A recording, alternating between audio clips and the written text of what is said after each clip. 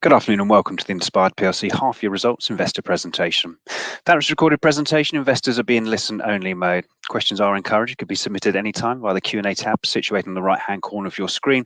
Simply click Q&A, scroll to the bottom, type your question and press send. The company may not be in a position to answer every question received during the meeting itself. However, the company review all questions submitted today and publish responses where it's appropriate to do so. Before we begin, we'd like to submit the following poll. I'd now like to hand you over to Mark Dickinson, CEO. Good afternoon, sir. Good afternoon, everybody, and welcome to the FY23 interim results presentation for Inspired PLC.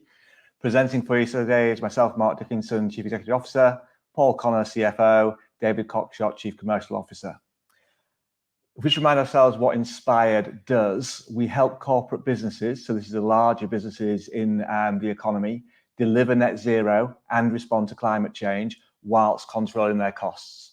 And we do this by helping them with the 4 C's: cost, consumption, carbon, and compliance, which are increasingly non-discretionary for every business in the economy. What I want to do today, before we go into the actual segmental divisional performance, is just remind ourselves of the Inspired platform and and what it means from an investor's perspective. So if you're making an investment in Inspired, ultimately we operate within 3 strong macros. We all remember the energy crisis of 2022, and what this did was move energy costs right the way up the boardroom agenda. So now we find a strong macro in terms of helping organisations with their energy crisis defence, as boards of directors do not want to experience in the future what they experienced in 2022. And Inspired is well placed to help businesses with this defence policy. ESG as a macro, increasingly becoming revenue critical for most businesses. If you're a B2B business, you could have been working with your customer for the last 5, 10, 15, 20 years, and ultimately you will not be able to renew that customer unless you're able to make an ESG disclosure to comply with their obligations from a reporting perspective. These disclosures require the processing of a lot of unstructured data and the solving of complexity. And Inspired stands shoulder to shoulder with businesses, helping them make these disclosures so they can maintain the revenue lines and meet their regulatory and statutory obligations. The final macro is net zero carbon.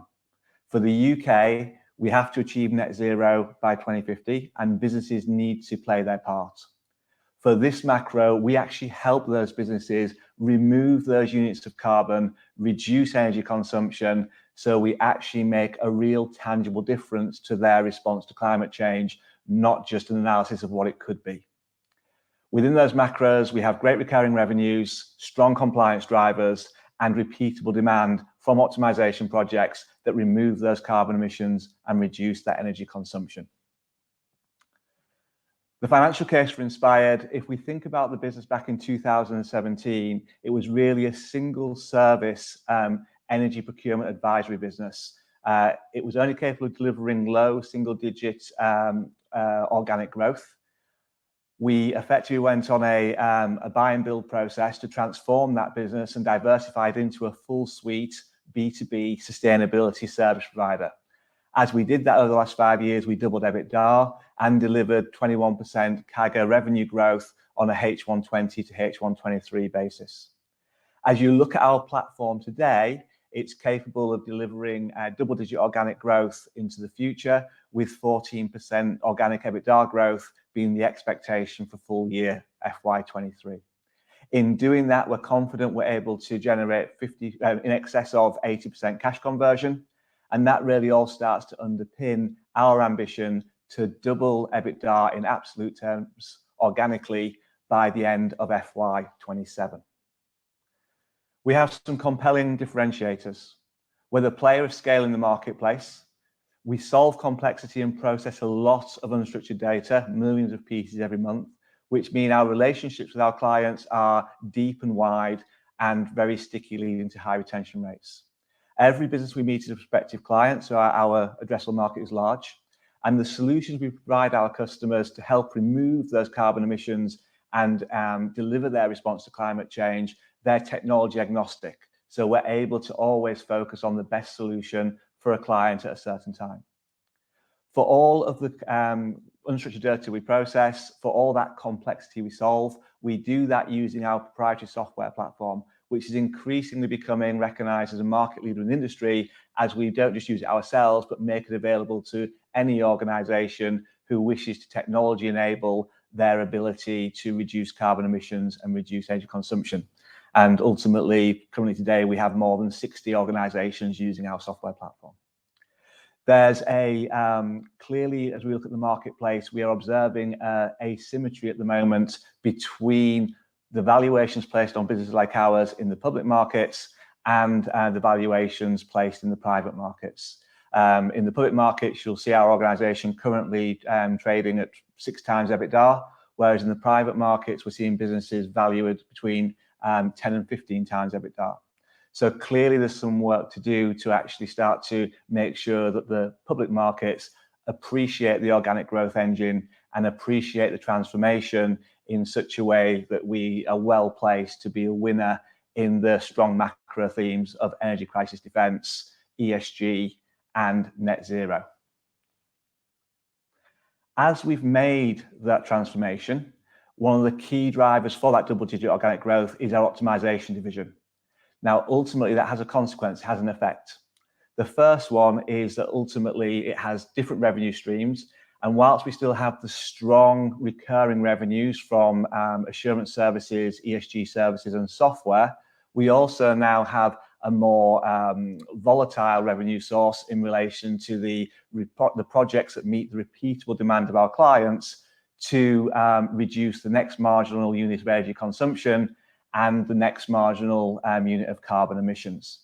What we see in those projects is because we actually not only design the solution for the customer, but we help them procure the equipment, we source the contractors to install the solution, we manage the quality assurance, we see a lower EBITDA margin in that optimization services business simply because we're taking that cost through our P&L as we operate as a turnkey solution provider for those businesses.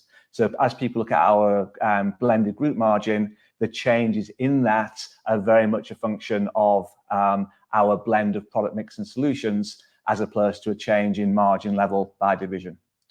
The working capital profile of the business also changes. What we can control is delivering a great service to customers. We can control being diligent in the way we analyze their data and being creative in the way we find their solutions to reduce carbon emissions and reduce energy consumption. What we can't control is ultimately the precise month or week when those customers will actually make the decision to deploy capital or allow us access to their premises to make the interventions to actually make those changes. So that leads to a variability in both cash generation on a month-by-month basis and ultimately EBITDA performance. And we saw that between June and July, where the first half of the year would have had lower cash generation, which was impacted by projects moving from, instead of being done in February or March, being done in April or May. But we see that correct itself in July, which is simply a factor of the realities of running a business that can make that difference to clients. We think about our CapEx. In order to actually ensure our business is delivering those state-of-the-art solutions to clients, can process the data so we can find those carbon saving opportunities, we need to be technology enabled. Energy has always been a laggard in relation to technological investment, and we've been correcting that. So it's not just about making sure that we are technology enabled to have a platform that can deliver double-digit organic growth year on year today, but also making sure we can maintain that over the next 5 years. So the work we do in our software division at the moment is focused on making sure we stay relevant, not in years 1 or 2, but relevant in years 3 to 5. The final part of the process is we managed our transformation through acquisitive growth.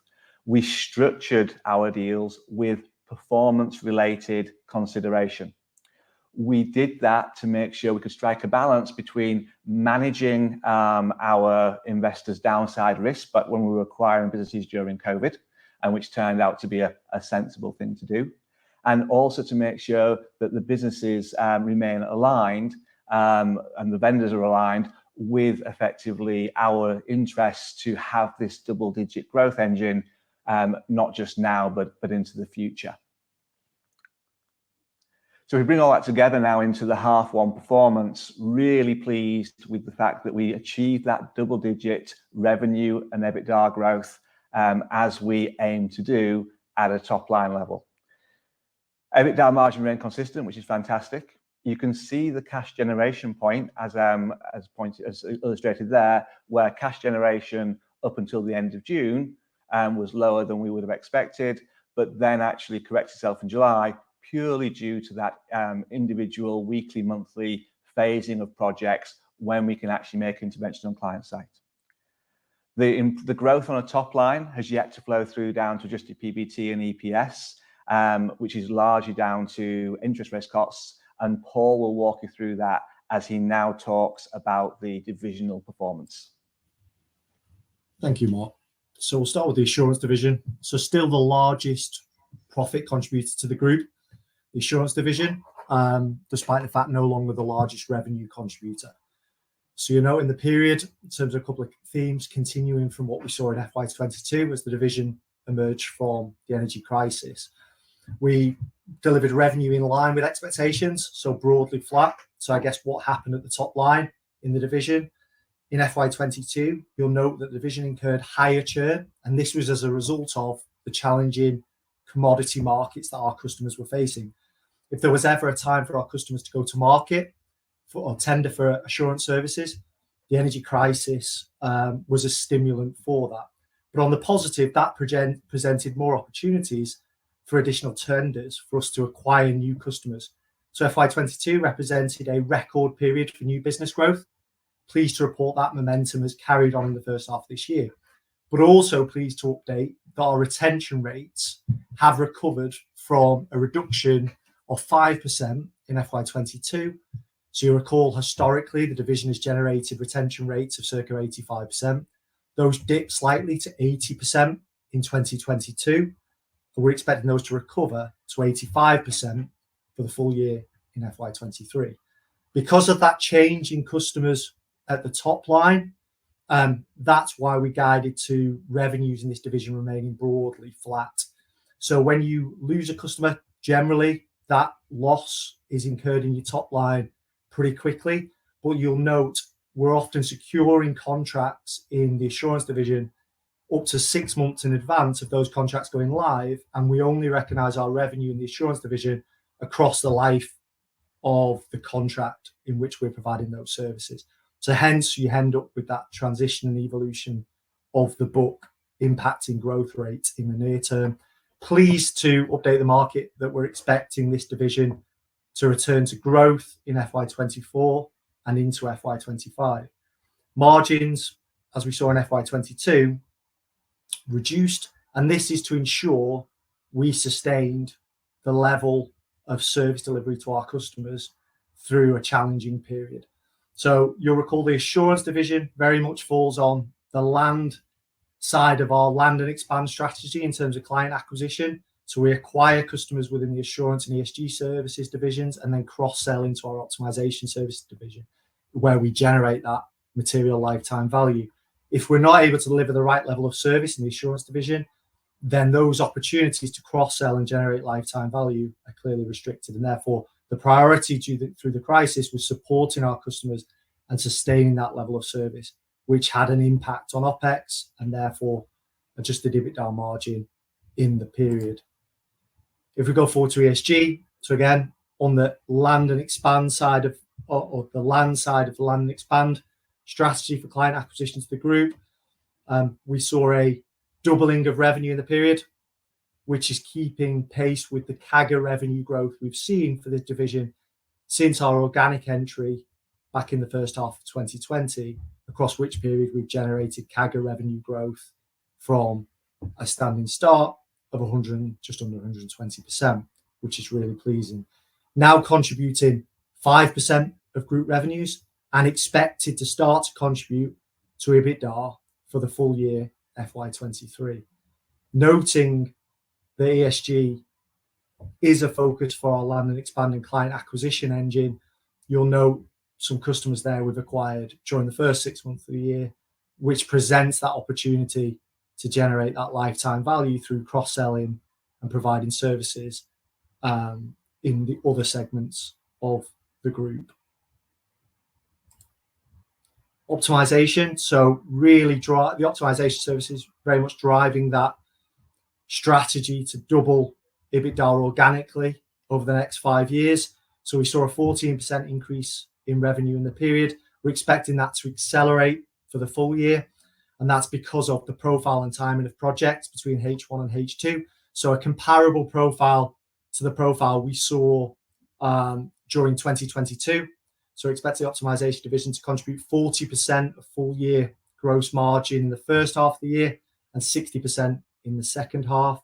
As a result of that acceleration through the 6-month period, that drove a working capital outflow in the first 6 months, which reversed in the subsequent to the period end, which we'll walk through when we get to the group cash flow statement. You'll note an improvement in margin, the optimisation service delivery in the first 6 months of the year, driven by product mix primarily, but also continuing to improve our operational leverage from our existing cost base in this division. Since emerging from COVID in 2020, you know the division has delivered a pleasing 39% CAGR revenue growth, which we expect to continue in the near term. Software services. So back on release of the prelims in March, we indicated that we expected acceleration growth in the software division after a slower growth period in 2022. And that growth is going to be driven by two things. It was going to be driven by client acquisition to the group. So you'll note in the year we've seen, or in the 6-month period, we've seen 10 competitive inspired in terms of other intermediaries licensing our platform, and also 5 direct customers as well, energy consumers, which again provides opportunity for lifetime value through the provision of other services within the group. Also particularly pleasing because of the rollout of the new modules and further modules in the period within the division and for our software, we've seen a 20% increase in the revenues on renewal of licenses in the period from existing customers, which is supporting that growth rate for the full year. So what does that mean for group performance over that period? So you'll have seen a 21% CAGR revenue growth since 2020 because of that 38% CAGR revenue growth across the same period in optimisation, demonstrating that change in mix in the pie charts below there. That's translating because of our growth coming through the optimisation service division, which naturally has a higher cost of sale as we manage an end-to-end project for a customer and therefore incur the cost of the equipment and external installation organisations and contractors through our cost of sales. That naturally impacts our blended EBITDA rate at the group level. So we've seen that 21% revenue growth translated to 11% EBITDA growth and a 7% PBT growth, with PBT not keeping up with EBITDA, noting that as a result of our deployment of CapEx into our tech-enabled service over the period of time, we've incurred amortization charges for that internally generated CapEx, which have flown through the adjusted PBT line, but are adjusted back to EBITDA because we remove all amortization per that definition. So furthermore, through the latter part of that period, we've also seen interest rates increasing and the absolute level of net debt of the group increasing, facilitating the payment of those performance-related payments from the acquisitions completed in 2020 and 21. So in terms of key financial statements for the group and what that means, so that 10% organic revenue growth translates into a 10% operational adjusted EBITDA growth in the period. Margins remaining stable, noting that we expect margin to reduce slightly for the full year because of that higher contribution from optimisation services in the second half of the year. That increase in EBITDA not necessarily dropping straight through to PBT in the period because of that increase in finance expenditure through the increased levels of interest costs as touched on previously. Cash flow. So again, because that profile in optimization projects across the first 6 months of the year and acceleration to the period end and subsequent, that 7 million movement in working capital in the period, 6.4 of that was driven by invoice trade receivables, which subsequently unwound after the period end. So the first half of the year, we generated underlying cash generation, so removing the cost of exceptionals, of 3.4 million. In the month of July alone, we generated cash from operations on the same basis of 4.7 million, which brings to life how lumpy the optimization working capital cycle can be, particularly in an abbreviated 6-month period. However, we've always said that we're confident that this division, despite the rates of growth, can contribute operating cash as a percentage of EBITDA in excess of 80%. So that cash performance subsequent to the period end gives us the confidence in reinstating that guidance for the full year. In terms of cash flows for investing activities, so those performance-related payments in the period, we paid 8.5 million, expected to pay a further 4.1 in the year. So you recall they're driven by the key strategic acquisitions completed through the kind of COVID period, and that strategic decision to structure deals in a way which mitigated shareholder risk from downside performance of the acquisitions. And therefore, we structured the transactions in a way in which we'd only pay for what's real, an absolute EBITDA generation of the acquisitions and growth, and hence why we funded the subsequent performance-related payments, contingent consideration for those acquisitions through the balance sheet of the company through 21, 22, and 23. But importantly, as we go onto the balance sheet, you'll note that the contingent consideration is now all within the current liabilities line on the balance sheet. Therefore, we expect to settle those liabilities over the next 12 months, pretty much by the end of March next year, and the free cash flow and absolute net debt levels of the company will clearly reduce significantly beyond that period. Net debt at the half year, a peak point for the period as expected. So similar to 2022, because of that skewing of or if you like, the weighting of performance payments, the first half to second half, and the timing of optimization projects, all in line with our expectations in the first half, we expected net debt to peak at the half year point and then reduce by December year end to circa 1.74 times of adjusted EBITDA. You'll note that as a board, we've always said that we're comfortable with net debt levels up to 2 times to fund M&A activity, but we all also acknowledge that the market's tolerance for net debt it has clearly changed, and that's something we are aware of from a board perspective. So as the existing banking facility, so you'll note that the existing facility is due to end in September 24, and that was a 4+1 facility, and we took the option to extend that facility a couple of years back, so that runs through to September 24.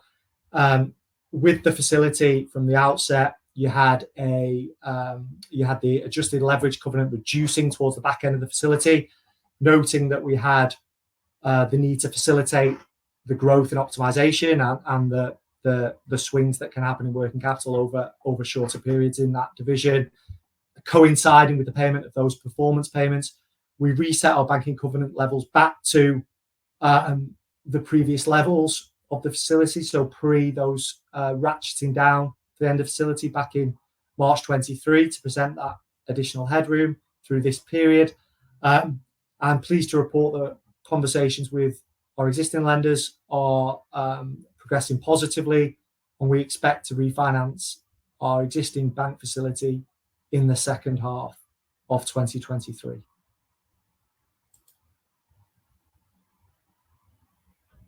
I'll hand back to Dave to take through the update on the strategy. Thanks, Paul. Okay, so just the reminder there of the strategy. So moving from this single procurement-focused entity into a technology-enabled full suite assurance services, sustainability services provider. So whether you're landing on the ESG side or the assurance side because you're focused on carbon and compliance or cost and consumption, immaterial to us as a business, because both sides have the symbiotic nature between them, where the overlapping importance of the core data and the management of unstructured data between them lends themselves to operating together. Both sides, though, drive that ultimate goal of the optimization revenue, where we're actually physically reducing clients' consumption, therefore their carbon, and therefore their costs, increasing their lifetime value to us. All of this underpinned by that technology platform that enables us to keep going and keep repeating these projects for customers to be able to drive that value. We operate with some incredibly strong macros that are making this non-discretionary, compulsory for customers to start acting on some of these elements. Here's just a sample of some of the new clients that we've won already this half year. Some household names, things like the cooperative, when the co-op energy exited the market, a number of those co-ops have joined the Inspired team. But if we look at the optimization specifically, because one of the misnomers is about this just being a project-based revenue. It is project, but it's repeatable demand. The example we have here is a DIY retailer, and yes, they've been a client since 2018, and we've already spent 9 million, covered 9 million on it. It's part of a BMS rollout over the 3 years. But if you look at the chart at the bottom, with the blue being the before and the green being the after line of new ideas, answering that question of where do I spend my next pound to invest in reducing my consumption, reducing my carbon, new ideas, new technology on already efficient equipment, but still improving it further, has meant we've identified opportunity for a further 30% reduction, and therefore, following tender, won the work. Will provide 1.2 million of revenue this year and further work into years 2 and 3 for a client that we'd already done so much for. So yeah, repeatable demand, project-based, but repeatable. Just putting that into the context of our overall surface area of clients. All of our clients have these strong business drivers to act. They need to act on cost and consumption or compliance and carbon. Over 3,500 clients are all opportunities in one way, shape or form for these additional products. We don't need to be active at any one moment in time with all of our clients to really drive that aspirational doubling of EBITDA in 2027. In fact, in that year alone, we just have to be active with around 3% of our client base to hit that ambition. So a huge opportunity for the business going forward against our existing portfolio, let alone all of the new acquisitions coming on board as well. So with that, I'll hand over to Mark to just take us through the acquisition story. Thanks, Dave. So I guess ultimately acquisitions have been a big part of the group's story historically. 21 since IPO, completed and successfully integrated. 9 before 2017, where it was all about building scale, albeit in that single service of energy procurement advisory. And that was really giving us a platform to be able to transition from earner founders. Then from 2017, when Paul and I started working together, we've been on that diversification strategy to transform the business from single service, low single-digit organic growth through to a platform capable of delivering double-digit organic EBITDA growth into the future. As we look at the marketplace today, we've had a stated observation that M&A activity reduced when you got into the ends of COVID and also the energy crisis. We're starting to see M&A activity return to the market a little bit now. From our side as a company, no immediate plans to kind of dive into that. However, we have a duty to make sure we remain informed and looking for opportunities which do, should they arise, which are consistent with our long-term strategy and which would be accretive to value for shareholders. Clearly, if we got to that stage, then we'd have to be collegiate with shareholders in developing those opportunities. So it's kind of one of those things where ultimately at the moment, we've gone through a process of focusing purely on organic growth. That continues to be the driver going forward because we've got a platform that's well placed to evolve and deliver that doubling of EBITDA over the next 5 years.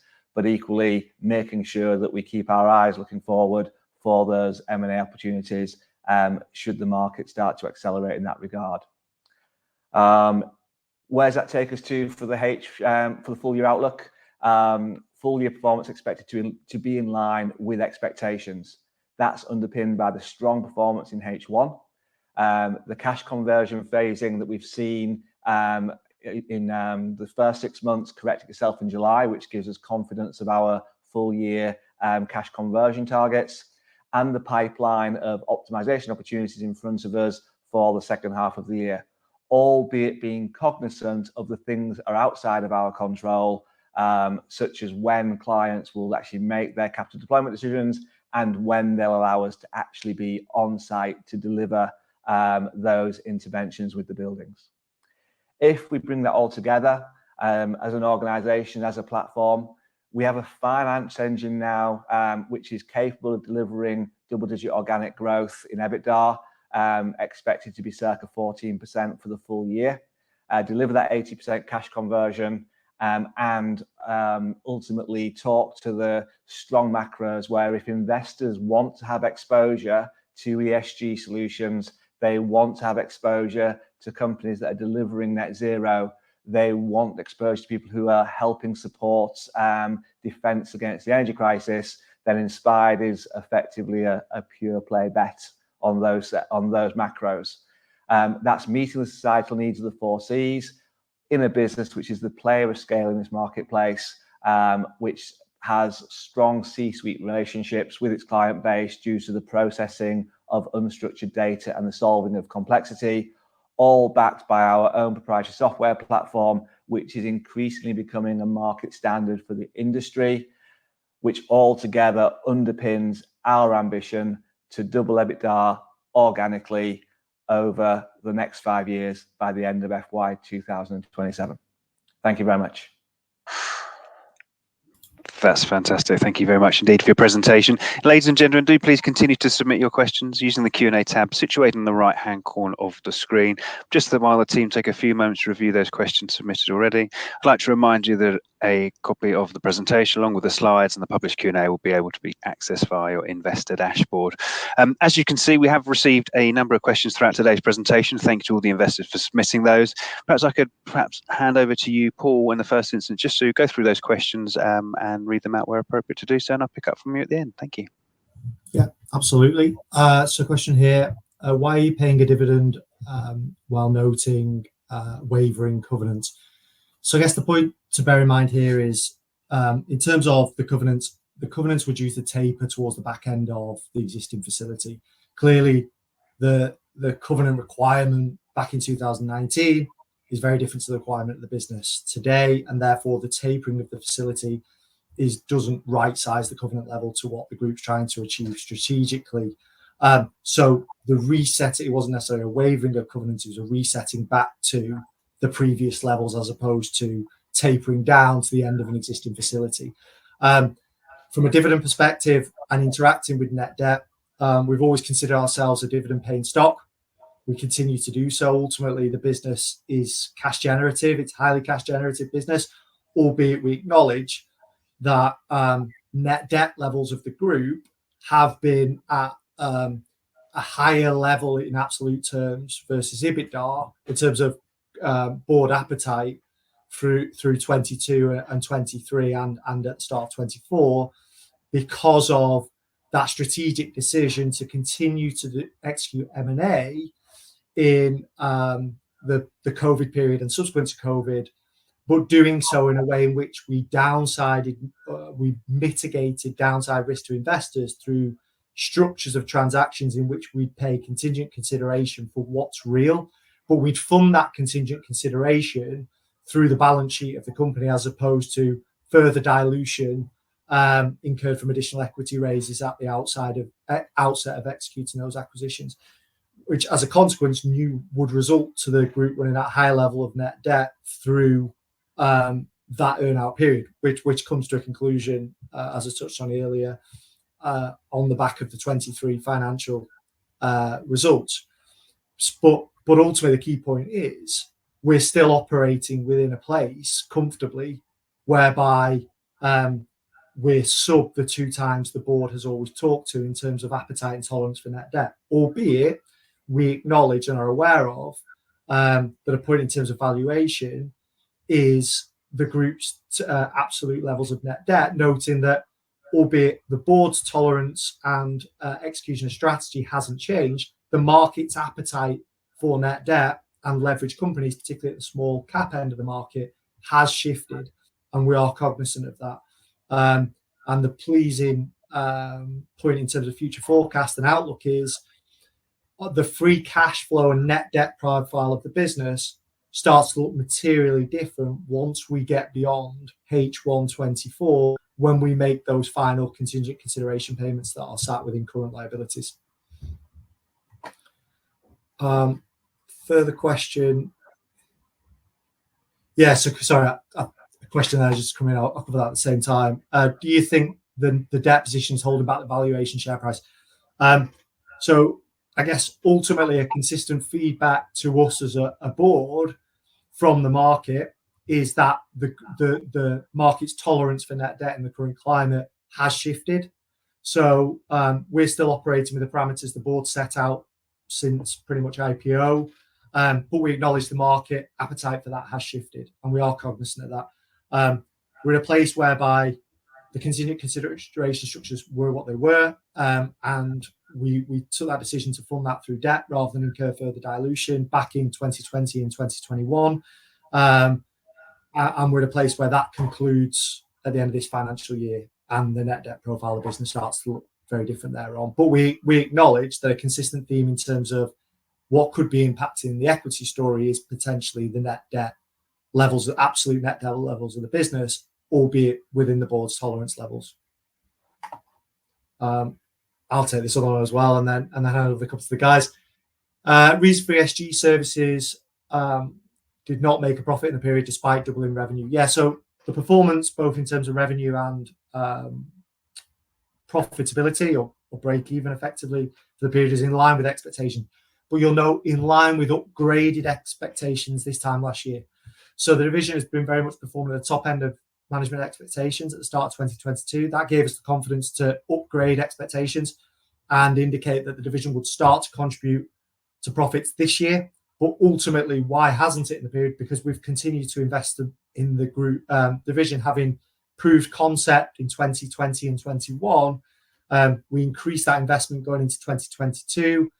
The division performed at the higher end of our expectations during that period, increased our expectations. I'm pleased to report that performing in line with that increased expectation for the full year this year. Further question, which two again, which are partly connected, but we'll cover this one first. Mark mentioned that private valuations versus public variations, there's a disparity currently. Does this put you as a disadvantage in terms of M&A opportunities, but also make you a target? I'll let you take that one, Mark. Sure. So, I mean, I guess if you look at it, there's clearly, it's public domain information, there's clearly an asymmetry between public market valuations and private capital valuations. I guess in terms of being a target, you know, once you're on the public markets, you were sold at that point in time. So it's not down to us to try and sell the business again. What will happen with that situation is if you get to a stage where somebody sits there and decides there's better value off the capital markets, then that'll be something that we'll deal with at the time as a board of directors, being cognizant of making sure that we have the best capital structure for the business and the best result for investors.